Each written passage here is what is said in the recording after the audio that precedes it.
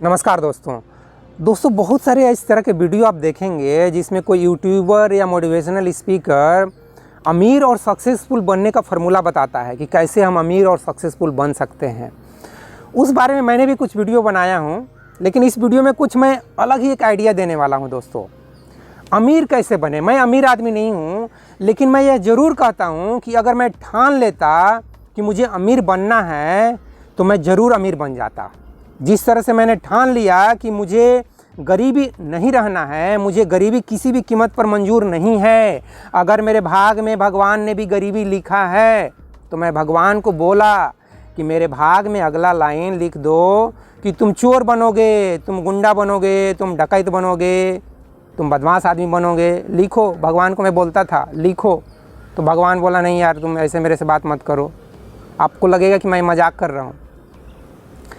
मेरा भगवान से साक्षात्कार कुछ इसी तरह से हुआ है दोस्तों। भगवान से मेरा जो वार्तालाप मतलब किसी धरती पे अगर किसी को भगवान से भेंट हुआ है तो मेरे को भगवान से कुछ इसी तरह से भेंट हुआ है, कुछ इसी तरह से बातचीत हुआ है। तो भगवान तो मेरे से यही बोलता है कि यार तुम इस तरह से क्यों बात करते हो, मेरे से इतना नाराज़ क्यों रहते हो। एक बार तो इतना इमोशनली मैं हो गया भगवान से बात करते करते कि मैं भगवान से सॉरी बोला यार कि चलो माफ़ करो, तुम गलत नहीं हो, मैं ही ऐसे ही गलत सलत बकते रहता हूँ। मैं इस तरह से भगवान से सॉरी बोला। क्यों सॉरी बोला? अरे यार, समाज में लोग इस तरह से फालतू बातें भगवान के बारे में करते हैं। भगवान के बारे में, भगवान जो कुछ गलत नहीं करता है उसके लिए भी भगवान के ऊपर जिम्मेदारी ठहरा देते हैं कि भगवान ही उस गलती के लिए जिम्मेदार है। कोई गरीब है तो सोच रहा है कि भगवान ही उसको गरीब बनाया है, भगवान ही उसके भाग में गरीबी लिखा है। तो इसलिए मुझे बचपन से ही भगवान से नफरत हो गया। जब मैं भगवान को वैल्यू ही नहीं देता, एकदम जीरो वैल्यू देता हूँ। तो दोस्त, अगर आप अमीर और सक्सेसफुल बनना चाहते हो तो मैं ये बात बोल रहा था कि अगर मैं ठान लेता कि अगर मुझे जिस तरह से गरीबी पसंद नहीं है, मैं गरीबी में नहीं जी सकता हूँ, उस तरह से अगर मैं ठान लेता कि मुझे अमीर बनना है तो मैं अब तक अमीर बन चुका होता। कैसे बनता? हाँ, वैसे ही बनता जो मैं अभी बोला ना कि मेरे भाग में तुम चोर लिख दो, गुंडा लिख दो, बदमाश लिख दो, वैसे बनता। कहते हैं ना कि सीधी अंगुली से अगर घी नहीं निकल रहा है तो अंगुली को टेढ़ा कर दो। तो बहुत से अमीर लोगों को आप क्या समझते हो, वो लोग ईमानदारी से अमीर बने हैं। जो हमारे देश से अमीर लोग फॉरेन भाग गए हैं, विजय माल्या या और दूसरे कई लोग भागे हुए हैं हमारे देश से पैसा लेकर, ये लोग कैसे अमीर बने हैं भाई? गलत काम करके ही बने हैं ना। तो मैं भी गलत काम करके अमीर बनता, बैंक रॉबरी करता, क्योंकि मेरे पास और कोई दूसरा उपाय नहीं। मेरे पास कोई बिजनेस माइंड नहीं है। मेरे पास ना तो आईआईटी एग्ज़ाम पास करने का भी वो फिजिक्स और मैथ इतना कुछ मेरे को जमा नहीं। मैं भले ही 3-4 किताब लिख दिया, अपने थिंकिंग को किताब के माध्यम से एक्सप्रेस कर दिया, लेकिन वो फिजिक्स और मैथ में कुछ जमता नहीं था मुझे ज़्यादा।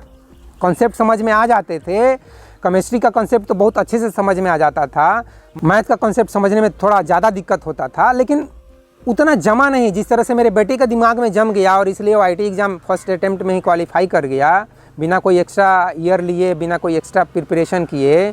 तो मेरे को ऐसा जमा नहीं। तो दोस्तों देखो, अमीर अगर सिर्फ बनना चाहते हो तब तो वही उपाय है यार। चोरी बेईमानी करो, डकैती करो, बैंक रॉबरी करो, स्कैम करो, फ्रॉड करो, और क्या उपाय है? अगर सिर्फ अमीर बनना चाहते हो तो।